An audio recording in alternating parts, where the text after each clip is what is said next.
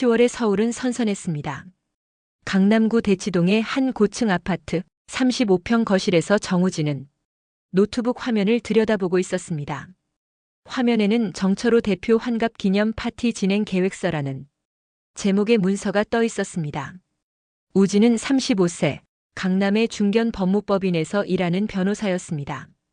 키 178cm, 검은테 안경 너머로 보이는 날카로운 눈매는 아버지를 닮았습니다. 그는 3달 전부터 아버지의 환갑 파티를 준비하고 있었습니다. 체크리스트를 하나씩 확인했습니다. 호텔 예약 완료, 하객 명단 150명 정리 완료, 축하 영상 제작 70% 진행 중. 우진은 마우스를 움직이며 만족스러운 표정을 지었습니다. 장손으로서, 변호사로서 그는 모든 일을 완벽하게 처리하는 사람이었습니다. 여보, 아직도 그거 보고 있어?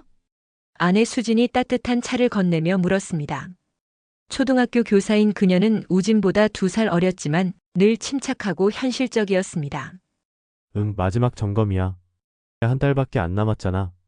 우진은 차를 받아들며 미소 지었습니다. 그의 미소에는 자부심이 묻어났습니다. 아버지를 기쁘게 해드릴 수 있다는 것, 그것만으로도 우진은 행복했습니다. 정우진에게 아버지 정철호는 영웅이었습니다. 1960년생인 아버지는 시골 출신으로 서울에 올라와 공장 노동자로 시작했습니다. 밤에는 야간 대학을 다니며 경영학을 공부했고 30살에 작은 IT 부품 제조업체를 차렸습니다. 2024년 현재 그 회사는 직원 200명 규모의 중견기업으로 성장했습니다. 우진은 어린 시절부터 아버지의 등을 보며 자랐습니다. 새벽 5시에 일어나 신문을 읽는 아버지, 밤늦게 집에 돌아와서도 서류를 검토하는 아버지. 우진아, 세상에 공짜는 없단다. 내가 가진 모든 것은 내 노력의 결과야. 아버지가 자주 하던 말이었습니다. 우진은 그 가르침을 따랐습니다. 명문대 법대를 졸업하고 사법시험에 합격했습니다. 아버지는 우진의 변호사 개업식 날 눈물을 글썽이며 말했습니다. 자랑스럽다, 아들. 그날의 기억은 우진의 가슴 속에 가장 소중한 보물로 남아 있었습니다. 아버지는 완벽한 가장이었습니다. 어머니 이명숙에게 다정했고 우진과 여동생 미나를 차별 없이 대했습니다. 명절이면 늘 일찍 고향에 내려가 제사를 지냈고 가족여행은 빠짐없이 갔습니다. 우진의 기억 속 아버지는 한 번도 화를 낸 적이 없었습니다. 물론 아버지는 바빴습니다. 한 달에 2번은 부산 출장을 갔습니다. 부산 공장 때문에 어쩔 수 없어 거래처도 점검해야 하고. 아버지는 늘 그렇게 설명했고 우진은 의심하지 않았습니다. 일 때문에 가족과 떨어져 있는 것, 그것도 가장의 책임이라고 생각했습니다. 이제 아버지는 61세가 됩니다. 회사도 안정됐고 은퇴를 준비하고 있었습니다. 우진은 이번 환갑 파티를 성대하게 치르고 싶었습니다. 아버지의 30년 노고를 축하하고 가족과 지인들 앞에서 감사를 표현하고 싶었습니다. 10월 15일 밤 11시 우진의 핸드폰이 울렸습니다. 화면에 뜬 번호는 051로 시작했습니다. 부산 지역 번호였습니다. 우진은 고개를 갸우뚱하며 전화를 받았습니다. 여보세요? 안녕하세요. 혹시 정우진 변호사님이신가요? 여자 목소리였습니다. 40대 초반쯤으로 들렸고 약간 떨리는 듯 했습니다. 네, 그런데요. 누구시죠? 저는 박지연이라고 합니다. 갑자기 연락드려서 죄송해요. 우진은 기억을 더듬었지만 그런 이름은 없었습니다. 아버지 회사 관계자일까 아니면 법률 상담을 원하는 의뢰인일까? 무슨 일로 연락하셨나요? 다음 달에 정철호 대표님 환갑 파티 있다고 들었어요. 혹시 그 파티에 대해 여쭤보고 싶어서요. 우진의 표정이 조금 굳었습니다. 파티 정보가 어떻게 새어나갔을까? 하객 명단은 철저히 관리하고 있었는데 아, 내 파티 관련해서는 회사 쪽으로 문의하시면. 저희도 초대받을 수 있을까요? 여자의 목소리가 더 떨렸습니다. 우진은 잠시 멈칫했습니다. 뭔가 이상했습니다. 저희요? 네, 저랑 제 딸이요, 서연이가 아버지를 보고 싶어 하거든요. 우진의 손이 굳었습니다. 핸드폰을 쥔 손에 힘이 들어갔습니다. 죄송한데 무슨 말씀이신지. 정말 죄송해요. 제가 너무 갑작스럽게 연락드렸네요. 여자는 깊은 숨을 들이쉬었습니다. 전화기 너머로 그녀의 긴장이 느껴졌습니다. 저는 부산에서 정철호 씨와 함께 살고 있어요. 20년째요. 그리고 저희에게는 19살 된 딸 서연이가 있고요. 우진의 머릿속이 하얘졌습니다. 심장이 빠르게 뛰기 시작했습니다. 귀에서 윙윙 소리가 났습니다. 이게 무슨 소리지? 장난 전화인가 아니면 사기인가? 죄송하지만 지금 무슨 말씀을 하시는 건지.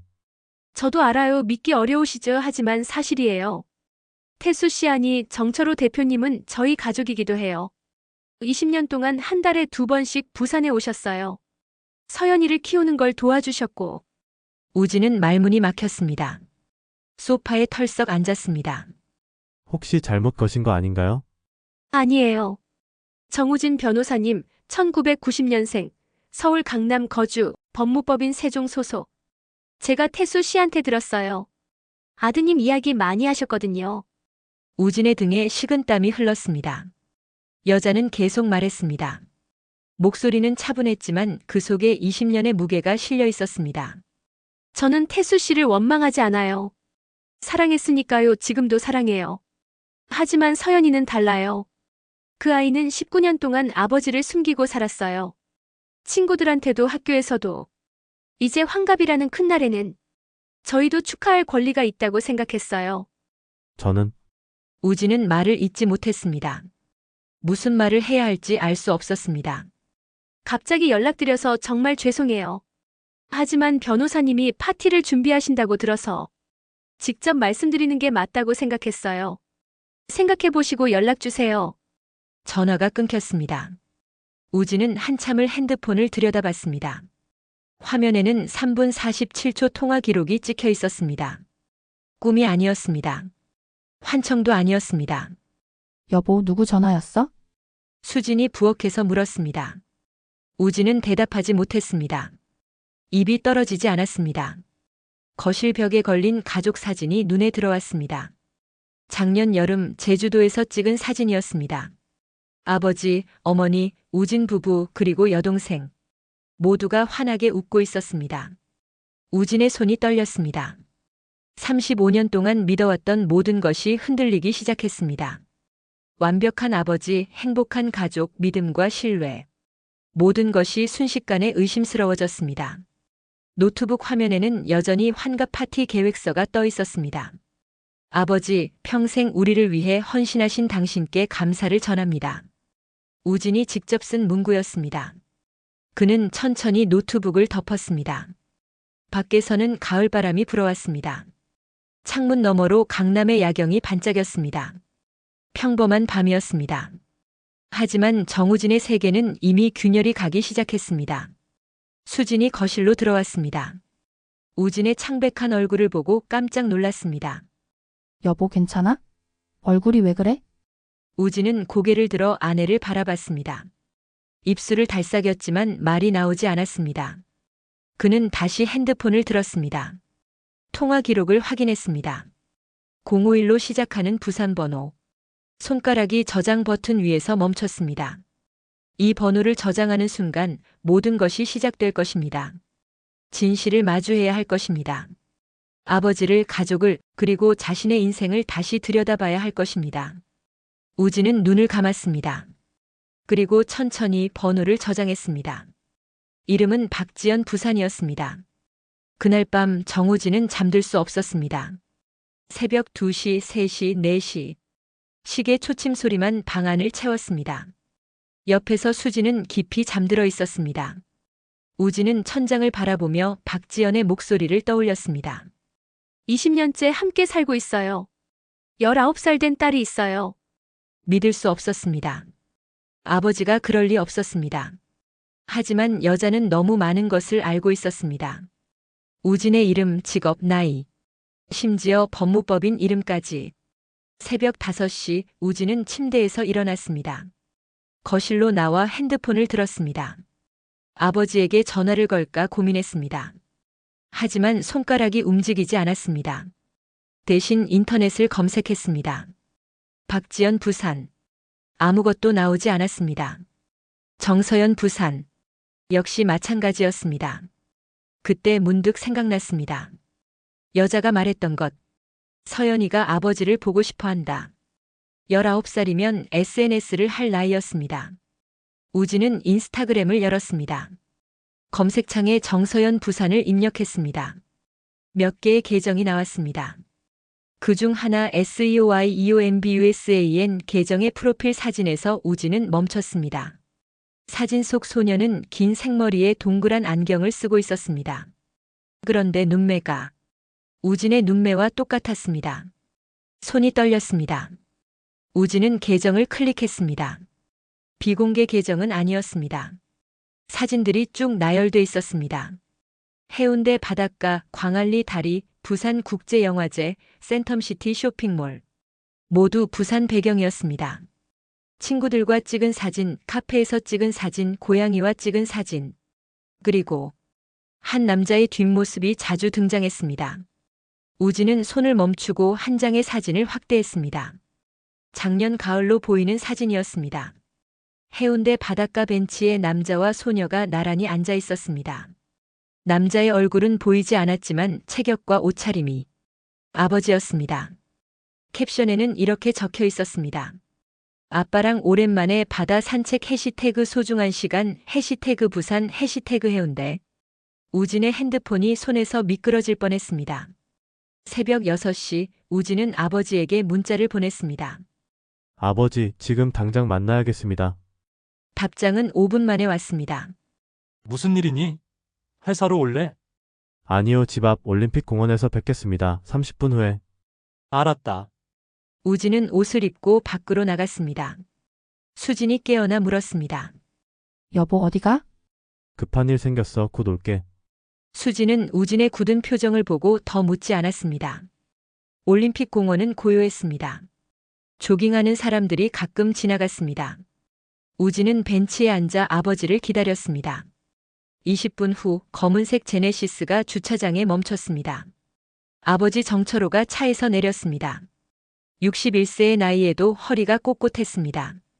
회색 스웨터에 검은 바지, 평소 아버지의 차림이었습니다. 이렇게 일찍 부르다니 무슨 일이야? 아버지는 벤치에 앉으며 물었습니다. 목소리는 차분했지만 눈빛이 조금 흔들렸습니다. 우진은 핸드폰을 꺼냈습니다. 서연의 인스타그램을 열어 아버지에게 보여줬습니다. 이게 뭡니까? 아버지는 화면을 보았습니다. 3초, 5초, 10초. 긴 침묵이 흘렀습니다. 아버지, 우진의 목소리가 떨렸습니다. 어젯밤에 박지연이라는 분한테 전화 받았습니다. 아버지의 손이 미세하게 떨렸습니다. 그분이 말씀하셨어요. 아버지랑 20년째 살고 있다고. 19살 딸이 있다고. 우진아, 사실입니까? 우진의 목소리가 커졌습니다. 조깅하던 사람들이 잠깐 쳐다봤습니다. 아버지는 한참을 말이 없었습니다. 고개를 숙이고 손을 꼭 쥐었습니다. 그리고 천천히 고개를 끄덕였습니다. 미안하다. 우진의 머릿속이 하얘졌습니다. 미안하다뇨? 그게 무슨... 아빠가 잘못했다. 아버지의 목소리가 갈라졌습니다. 우진은 벌떡 일어섰습니다. 주먹을 쥐었다 펴길 반복했습니다. 숨을 크게 들이마셨습니다. 언제부터였습니까? 우진아, 진정하고. 언제부터였냐고요? 우진이 소리쳤습니다. 아버지가 깜짝 놀라 고개를 들었습니다. 우진의 눈에는 눈물이 고여 있었습니다. 아버지는 깊은 한숨을 쉬었습니다. 35년 전 내가 30살 때였어. 부산에 공장을 처음 세울 때. 그때부터 지금까지요? 처음엔 아니었어. 그냥 일하면서 알게 된 사이였어. 거래처 직원이었거든, 지연이가. 아버지는 천천히 이야기를 이어갔습니다. 당시 정철호는 사업 초기였습니다. 서울과 부산을 오가며 정신없이 일했습니다. 어머니 이명숙은 서울에서 어린 우진을 키우고 있었습니다. 외로움 속에서 박지연을 만났습니다. 처음엔 잘못된 줄 알았어. 끊으려고도 했어. 아버지의 목소리가 작아졌습니다. 근데 지연이가 임신을 했어, 서연이를. 우진은 벤치 등받이를 움켜쥐었습니다. 그래서요? 그래서 20년 동안 두 가족을 속이신 겁니까? 나는 두 가족 모두 책임지려고 했어. 책임이요? 우진이 비웃었습니다. 그게 책임입니까? 거짓말로 쌓아올린 게 책임이에요. 우진아, 나는 너희 어머니도 사랑하고 지연이도 사랑해. 너희들도 서연이도 모두 내 가족이야. 가족이라고요? 우진의 목소리가 차갑게 식었습니다. 아버지, 가족은 신뢰 위에 세워지는 겁니다. 거짓말 위에 세워진 건 가족이 아니에요. 나도 알아 하지만 어머니는 아십니까? 아버지가 입을 다물었습니다. 어머니는 모르시는 거죠? 응, 우진은 하늘을 올려다봤습니다. 해가 떠오르고 있었습니다. 아름다운 가을 아침이었습니다. 하지만 우진의 세계는 무너지고 있었습니다. 제가 알려드리겠습니다. 우진의 말에 아버지가 화들짝 놀랐습니다. 우진아, 잠깐만 어머니한테는. 어머니께는 알 권리가 있습니다. 35년 동안 쏘가 사신 거잖아요. 제발, 우진아 어머니께 말씀드리면 가족이 무너져. 우진은 아버지를 똑바로 바라봤습니다. 이미 무너진 겁니다, 아버지. 아버지는 얼굴을 손으로 가렸습니다. 어깨가 떨렸습니다. 61년 인생을 살아온 남자가 아들 앞에서 무너지고 있었습니다. 우진은 그 모습을 보며 마음 한구석이 아팠습니다. 하지만 동시에 분노가 끓어올랐습니다. 환갑 파티는 어떻게 하실 겁니까? 아버지가 고개를 들었습니다. 박지연 씨가 파티에 가고 싶어 하던데요. 서연이도 아버지를 보고 싶다고. 그건 어머니 앞에서 두 가족이 마주치는 거 원하세요? 아버지는 대답하지 못했습니다. 우진은 천천히 일어났습니다. 오늘 저녁에 어머니랑 미나를 모을 겁니다. 아버지도 오세요. 그리고 직접 말씀하세요. 우진아, 아니면 제가 말씀드리겠습니다. 선택하세요. 우진은 돌아서서 걸어갔습니다. 뒤에서 아버지의 우진아 하는 목소리가 들렸지만 멈추지 않았습니다. 집으로 돌아오는 길 우진은 핸드폰을 다시 꺼냈습니다. 서연의 인스타그램을 다시 봤습니다. 사진 속 소녀는 밝게 웃고 있었습니다. 친구들과 카페에서 찍은 사진, 고양이를 안고 있는 사진. 평범한 19살의 일상이었습니다. 하지만 가끔씩 올라오는 사진들이 우진의 눈길을 끌었습니다. 홀로 바다를 바라보는 뒷모습, 창밖을 보며 무언가 생각하는 모습. 그 사진들에는 묘한 외로움이 배어 있었습니다. 한 장의 사진 캡션이 눈에 들어왔습니다. 가끔은 서울에 가고 싶다.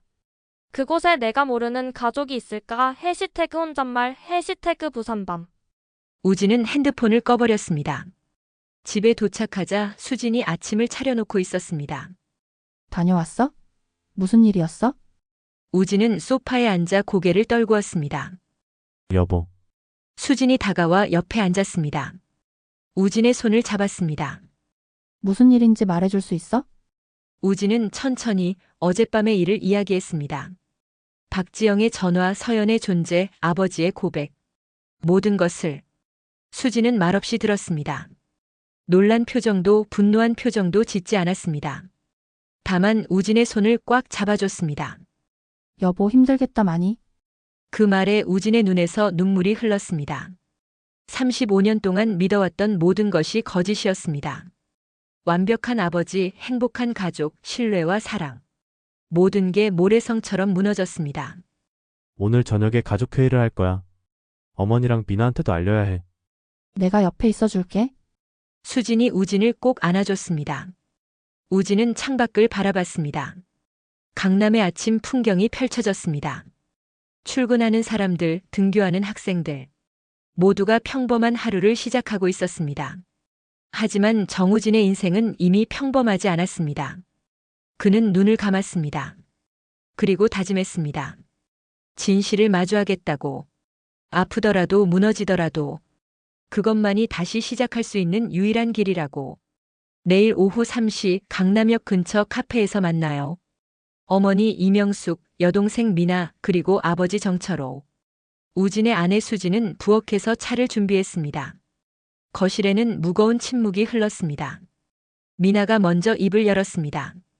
오빠 갑자기 왜 이렇게 급하게 모으는 거야? 나 오늘 약속 있었는데. 32살인 미나는 디자인 회사에서 일했습니다. 활발한 성격으로 늘 밝았지만 오늘은 분위기를 읽고 조심스러웠습니다. 중요한 이야기가 있어서.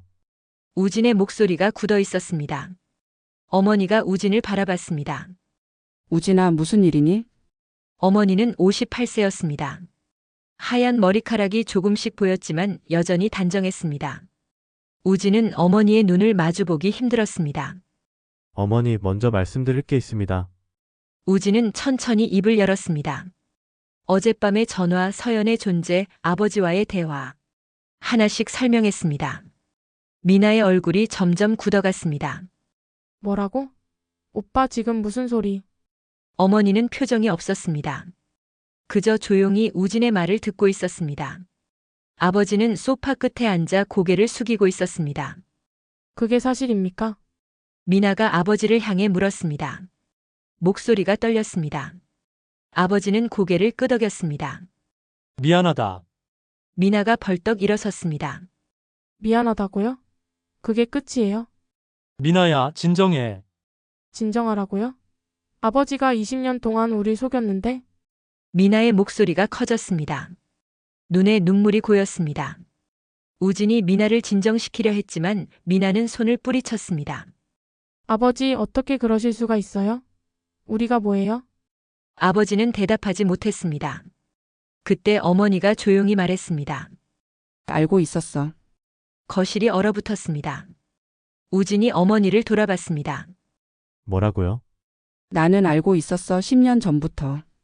미나가 어머니를 바라봤습니다. 엄마 무슨 말이에요? 어머니는 차 한 모금을 마셨습니다. 손이 조금 떨렸지만 목소리는 담담했습니다. 10년 전 여름이었어. 아버지 차에 급한 서류 넣어드리려고 트렁크를 열었는데 어머니는 천천히 말을 이어갔습니다. 트렁크에 작은 상자가 있었습니다. 호기심에 열어봤습니다. 안에는 편지와 사진들이 들어 있었습니다.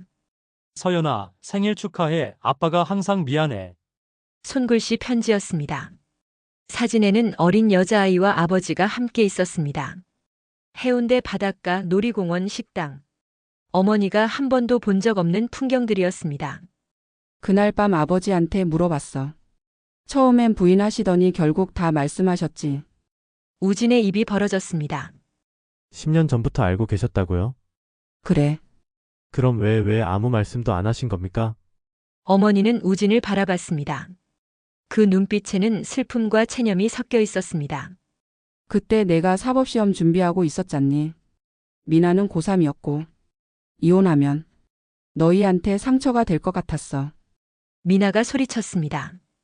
그래서 10년 동안 참으신 거예요? 혼자서? 엄마 선택이었어. 선택이요?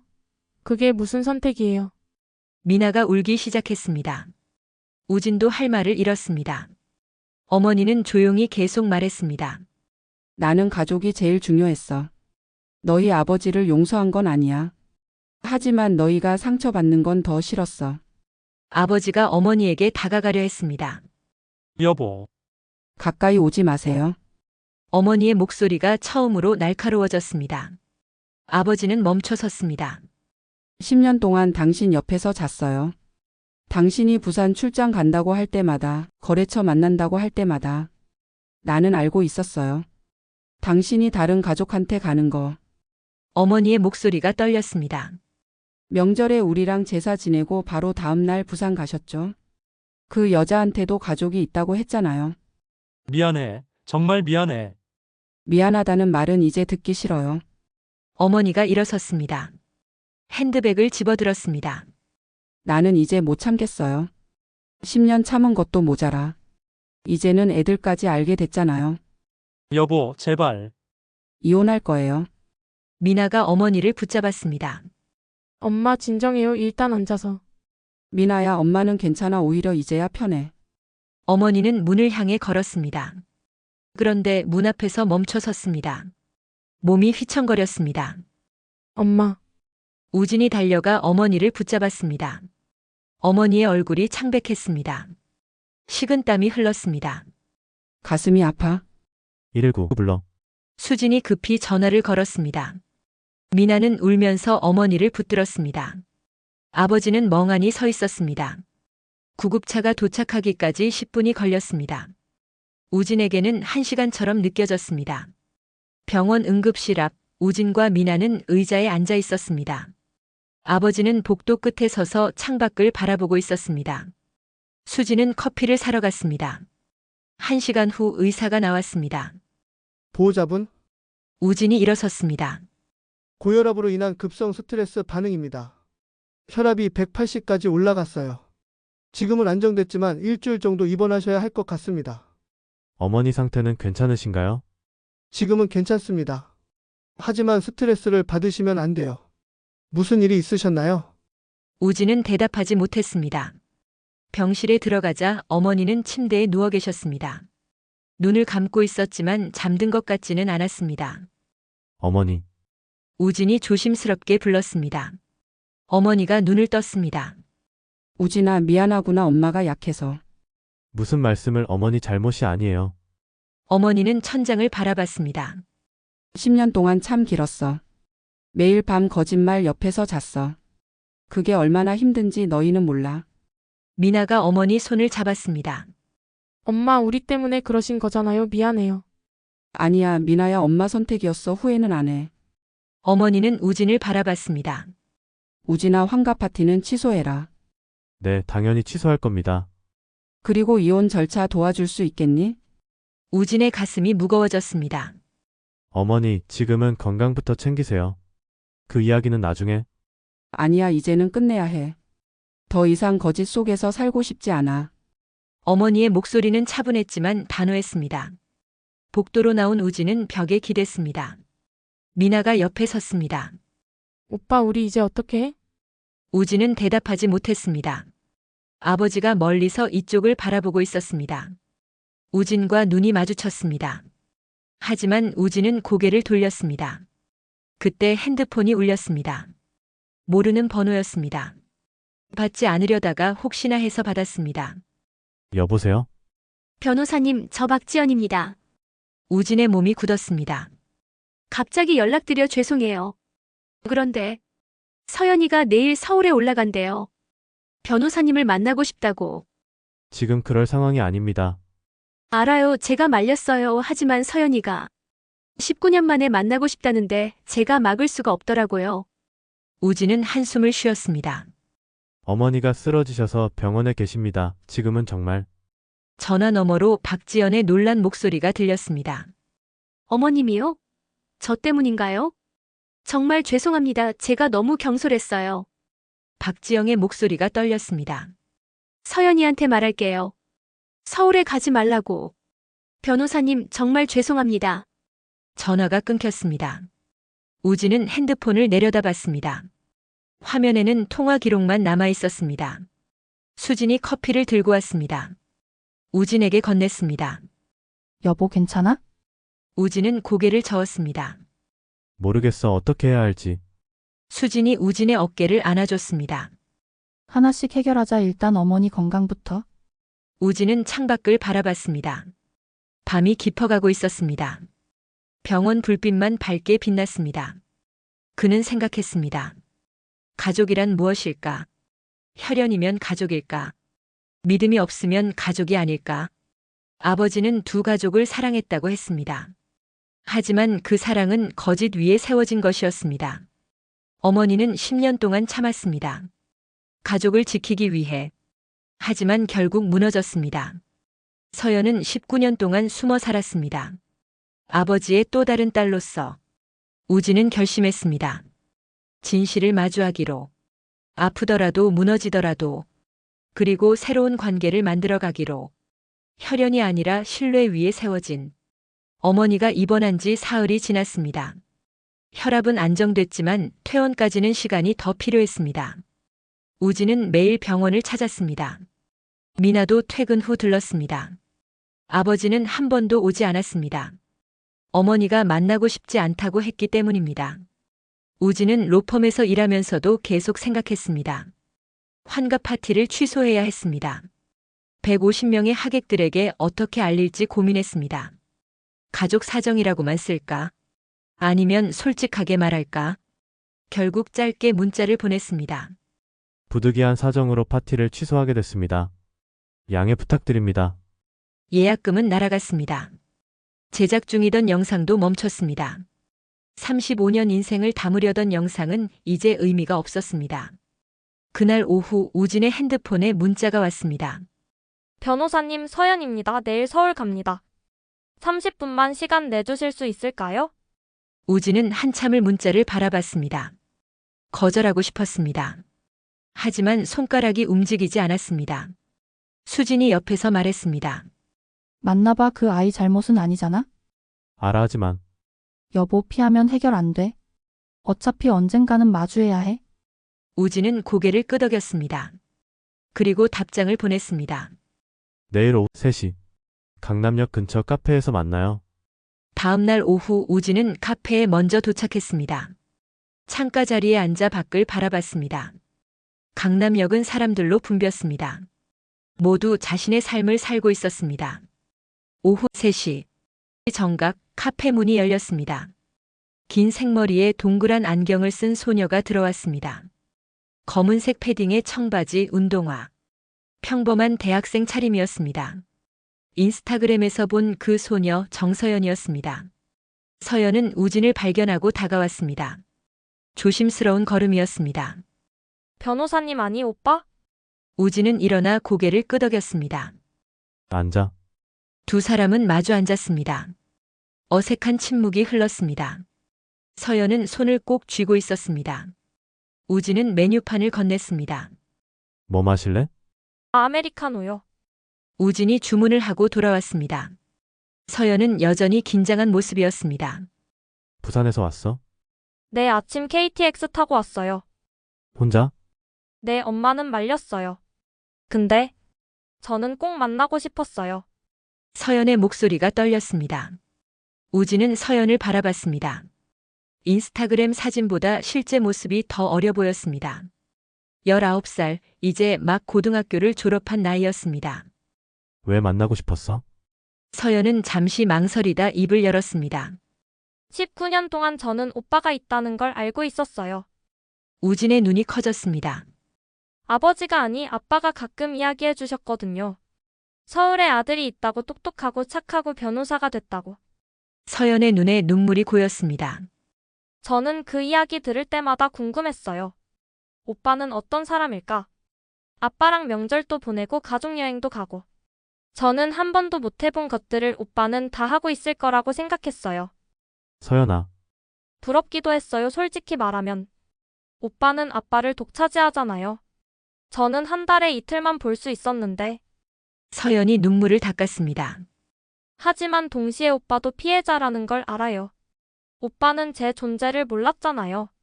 아빠가 우릴 모두 속인 거니까. 우진은 할 말을 잃었습니다. 서연은 계속 말했습니다. 19년간의 이야기를. 아버지가 한 달에 2번 부산에 왔던 것. 금요일 밤에 도착해서 일요일 오후에 떠났던 것. 그 짧은 시간 동안 아버지는 늘 불안해 보였던 것. 초등학교 때 아빠 직업을 쓰는 숙제가 있었어요. 친구들은 다 자랑스럽게 썼는데 저는 사업가 서울에서 일함이라고만 썼어요. 선생님이 왜 이렇게 짧냐고 물으셨는데 저는 아빠에 대해 아는 게 없었거든요. 중학교 졸업식 날 아빠가 못 오셨어요. 서울에 급한 일이 생겼다고. 친구들은 다 가족이랑 사진 찍는데 저는 엄마랑 둘이 찍었어요. 서연의 목소리가 작아졌습니다. 고등학교 때는 아예 포기했어요. 아빠한테 기대하지 않기로. 그냥 한 달에 2번 보는 게 전부라고 생각하기로. 우진의 가슴이 답답해졌습니다.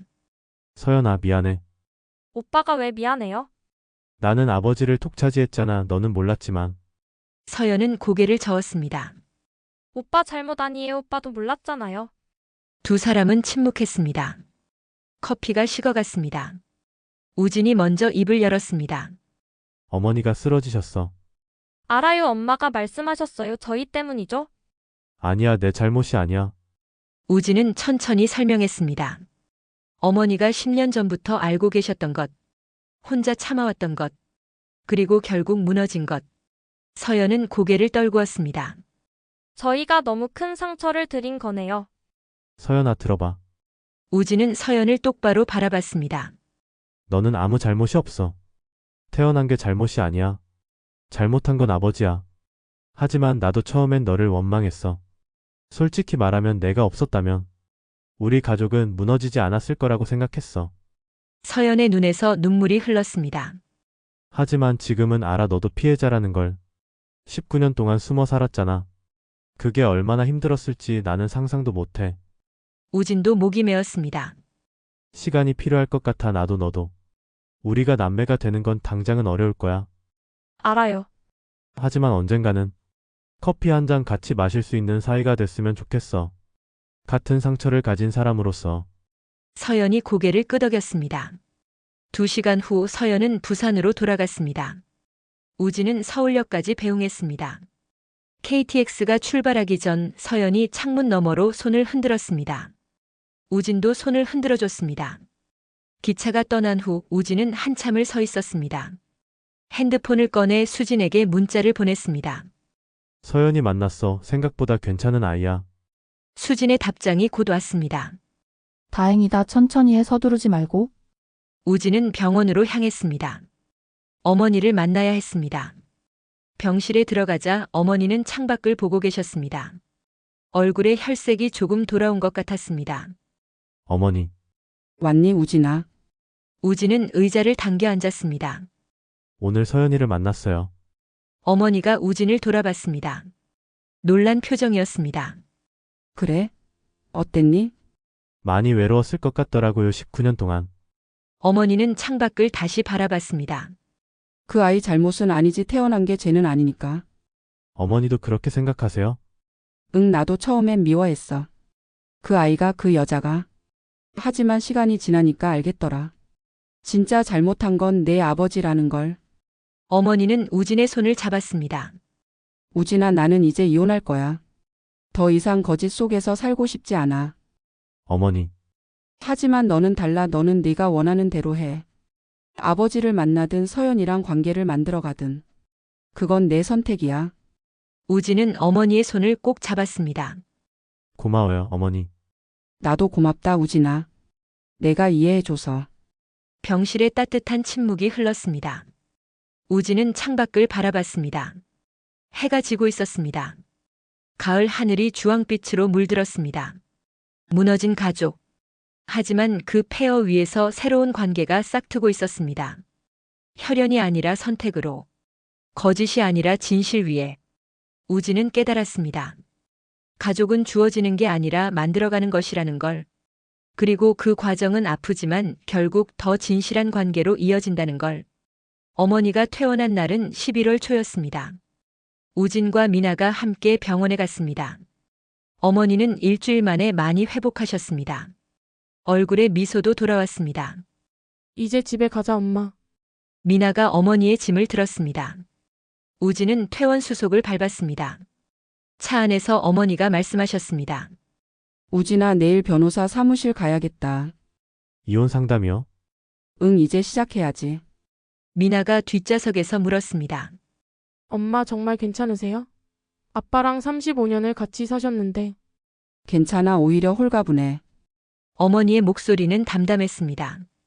집에 도착하자 어머니는 거실을 둘러봤습니다. 아버지가 두었던 물건들이 그대로 있었습니다. 신문, 안경, 슬리퍼. 이것들 다 정리해야겠다. 어머니는 천천히 아버지의 물건들을 상자에 담기 시작했습니다. 우진과 미나가 도왔습니다. 35년의 흔적이 상자 안으로 들어갔습니다. 한 달이 지났습니다. 이혼 절차가 진행됐습니다. 우진이 법률 자문을 맡았습니다. 재산 분할, 위자료 모든 것을 꼼꼼히 챙겼습니다. 아버지는 조용히 동의했습니다. 변명도 항변도 하지 않았습니다. 어머니가 원하는 대로 따랐습니다. 재산의 60%가 어머니에게 갔습니다. 강남 아파트도 어머니 명의가 됐습니다. 위자료도 상당했습니다. 동시에 우진은 박지연과 서연의 권리도 챙겼습니다. 서연은 정철호의 친생자였습니다. 법적으로 상속권이 있었습니다. 부산의 집과 일정 금액이 그들에게 갔습니다. 박지영은 고맙다는 문자를 보내왔습니다. 변호사님 감사합니다. 공정하게 처리해 주셔서. 아버지는 회사에서 대표직을 내려놓았습니다. 소문이 퍼졌기 때문입니다. 온라인 커뮤니티에 글이 올라왔던 것입니다. 강남 IT 기업 대표의 이중생활. 실명은 없었지만 업계 사람들은 다 알았습니다. 아버지는 작은 원룸으로 이사했습니다. 혼자 사는 법을 배웠습니다. 12월 어느 날 아버지에게서 문자가 왔습니다. 우진아, 한번 볼 수 있을까? 우진은 한참을 망설였습니다. 그리고 답장을 보냈습니다. 다음 주 토요일 올림픽 공원에서 만나요. 토요일 오전 벤치에 두 사람이 앉았습니다. 아버지는 많이 늙어 보였습니다. 한 달 만에 머리가 더 휘어졌습니다. 등도 조금 굽었습니다. 잘 지내니? 그럭저럭. 어색한 침묵이 흘렀습니다. 아버지가 먼저 말했습니다. 우진아, 아빠가 정말 미안하다. 변명하고 싶지 않아. 다 아빠 잘못이야. 너희 어머니한테도, 지연이한테도, 너희들한테도, 서연이한테도. 아버지의 목소리가 떨렸습니다. 나는 두 가족 모두 지킬 수 있다고 생각했어. 하지만 결국 모두를 다치게 했어. 우진은 아버지를 바라봤습니다. 아버지 한 가지만 물어볼게요. 그래, 진짜 두 사람 모두 사랑하셨어요? 아버지는 고개를 끄덕였습니다. 그래, 어머니도 지연이도 둘 다 사랑했어. 그게 내 죄야. 사랑이 죄는 아니에요. 하지만 거짓말은 죄예요. 우진의 말에 아버지는 고개를 숙였습니다. 알아, 그래서 더 미안해. 우진은 하늘을 올려다봤습니다. 구름이 천천히 흘러갔습니다. 아버지 용서는 못하겠어요. 당장은. 그래, 하지만 언젠가는 용서할 수 있을지도 모르겠어요. 아주 먼 훗날에. 아버지가 우진을 돌아봤습니다. 눈에 눈물이 고여 있었습니다. 고맙다, 우진아. 대신 조건이 있어요. 뭐든지 말해봐. 서연이한테 잘해주세요. 그 아이는 19년 동안 충분히 외로웠어요. 아버지가 고개를 끄덕였습니다. 그리고 두 번 다시 거짓말하지 마세요. 누구에게도. 약속할게. 두 사람은 한참을 말없이 앉아 있었습니다. 아버지가 일어섰습니다. 나는 이제 가봐야겠다, 우진아. 건강해라. 아버지도요. 아버지가 몇 걸음 걷다가 멈춰 섰습니다. 뒤돌아봤습니다. 우진아, 너는 좋은 아버지가 될 거야. 나보다 훨씬. 우진은 대답하지 않았습니다. 하지만 고개를 끄덕였습니다. 아버지의 뒷모습이 멀어졌습니다. 2025년 4월 봄이 왔습니다. 어머니는 이혼 후 오히려 밝아졌습니다. 친구들과 제주도 여행을 다녀왔습니다. 요가 강사 자격증도 따기 시작했습니다. 30년 동안 거짓 속에서 산 것 같아. 이제야 진짜 내 인생을 사는 기분이야. 미나는 여전히 아버지와 연락하지 않았습니다. 시간이 더 필요하다고 했습니다. 우진은 재촉하지 않았습니다. 우진은 가끔 서연과 카톡을 주고받았습니다. 서연은 부산대 경영학과에 합격했습니다. 오빠 대학 입학했어요. 나중에 오빠처럼 법 공부도 하고 싶어요. 우진은 축하 선물로 법학 입문서를 보냈습니다. 천천히 해. 내가 하고 싶은 걸 하면 돼. 4월 어느 주말 서연이 서울에 올라왔습니다. 이번엔 우진이 먼저 제안했습니다. 미나도 같이 만날래? 미나는 처음엔 망설였습니다. 하지만 결국 동의했습니다. 한 번쯤은 만나봐야겠지. 그 애도 우리만큼 피해자니까. 세 사람은 한강공원에서 만났습니다. 서연은 긴장한 모습이었습니다. 미나도 어색해했습니다. 우진이 중간에서 대화를 이끌었습니다. 서연아, 대학 생활은 어때? 좋아요. 친구들도 사귀고 동아리도 들었어요. 무슨 동아리? 법률 동아리요. 오빠 이야기 듣고 관심 생겨서. 미나가 조심스럽게 물었습니다.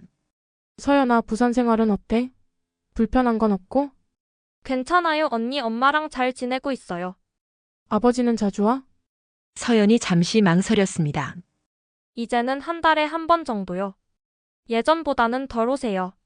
미나가 고개를 끄덕였습니다. 세 사람은 천천히 걸었습니다. 한강에는 봄바람이 불었습니다. 벚꽃이 흩날렸습니다. 오빠 언니? 서연이 멈춰 섰습니다. 제가 미안해요. 제가 태어나지 않았으면 이런 일 없었을 텐데. 서연아, 우진이 서연의 어깨에 손을 얹었습니다. 내가 태어난 건 잘못이 아니야. 절대로. 미나도 말했습니다. 맞아, 너는 아무 잘못이 없어. 서연의 눈에 눈물이 고였습니다. 고마워요. 세 사람은 벤치에 앉았습니다. 햇살이 따뜻했습니다. 우진이 말했습니다. 우리 천천히 가족이 되자. 혈연으로 태어난 가족이 아니라 우리가 선택한 가족으로. 미나가 고개를 끄덕였습니다. 시간이 걸리겠지만 언젠가는. 서연이 미소 지었습니다. 처음으로 편안한 미소였습니다. 그날 저녁 우진은 집으로 돌아왔습니다. 수진이 저녁을 준비하고 있었습니다. 우진은 뒤에서 아내를 안았습니다. 오늘 서연이랑 미나 만났어. 어땠어? 생각보다 괜찮았어. 시간이 지나면 진짜 가족이 될 수 있을 것 같아. 수진이 돌아서서 우진을 바라봤습니다. 여보, 나 임신한 것 같아? 우진의 눈이 커졌습니다. 정말?